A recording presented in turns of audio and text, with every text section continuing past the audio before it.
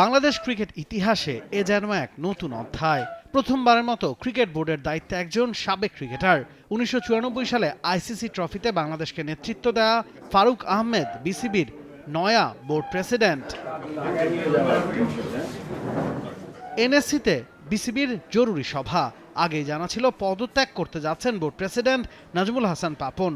শুরুতেই সিইও নিজামুদ্দিন চৌধুরী সুজন মিটিংয়ে উপস্থিত থাকা সবাইকে অবহিত করেন পাপনের সরে যাওয়ার বিষয়টা।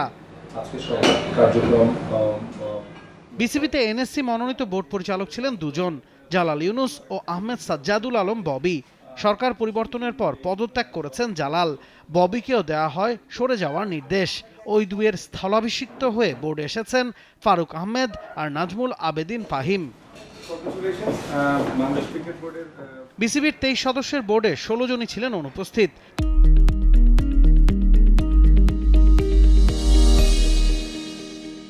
খোঁজ মিলছে না কারোরই।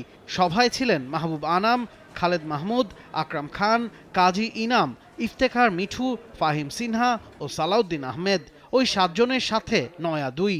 সবার ভোটে পরে বোর্ড প্রেসিডেন্ট নির্বাচিত হন ফারুক আহমেদ। নতুন দায়িত্বে নতুন স্বপ্নই দেখাচ্ছেন নয়া প্রেসিডেন্ট। লক্ষ্য তো অনেক বড়। বাংলাদেশ প্রধান লক্ষ্য দেশের সম্মান বৃদ্ধি, উজ্জ্বল করা দেশের মুখ, প্লাস দ্য টিমকে একটা জায়গায় দেখতে চাই। তো সেক্ষেত্রে এটা তো একটা অনেক বড় একটা ব্যাপার, কীভাবে দেখবো।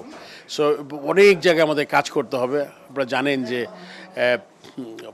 অনেক দিন ধরে কাজ হয়েছে, হয় নাই, অনেক কোশ্চেন আছে। বাট আমাদের প্রধান এবং প্রধানতম দায়িত্ব হচ্ছে আমার যে ক্রিকেটকে এগিয়ে নিয়ে যাওয়া, দেশকে এগিয়ে নিয়ে যাওয়া। এটা যদি আমরা মাথায় রাখি, বাংলাদেশ এবং বাংলাদেশ ক্রিকেট দল, তাহলে আমাদের কাজগুলো খুব সহজ হবে। আমাদের অন্যদিকে যদি আমরা ডাইভার্ট না হয়ে যাই। So cricket team, Bangladesh cricket as a whole and Bangladesh as a country. ১৯৮৮ থেকে ১৯৯৯ এর মধ্যে দেশের জার্সি গায়ে 7টা ওয়ানডে খেলেছেন ফারুক। 2 দফায় ছিলেন প্রধান নির্বাচক। ২০০৩ থেকে ৭ প্রথম মেয়াদ। ওই সময় তার আমলেই জাতীয় দলে সুযোগ পান মুশফিক, সাকিব, তামিমরা। পরের মেয়াদে দায়িত্ব পালন করেন ২০১৩ থেকে ১৬ পর্যন্ত। নির্বাচক কমিটি বর্ধিত করে তখনকার কোচ হাতুরু সিংহে ও ম্যানেজার সুজনকে ঢোকানোর প্রতিবাদে স্বাধীনভাবে কাজ না করতে পারার কারণ দেখিয়ে সরে দাঁড়ান ফারুক আহমেদ।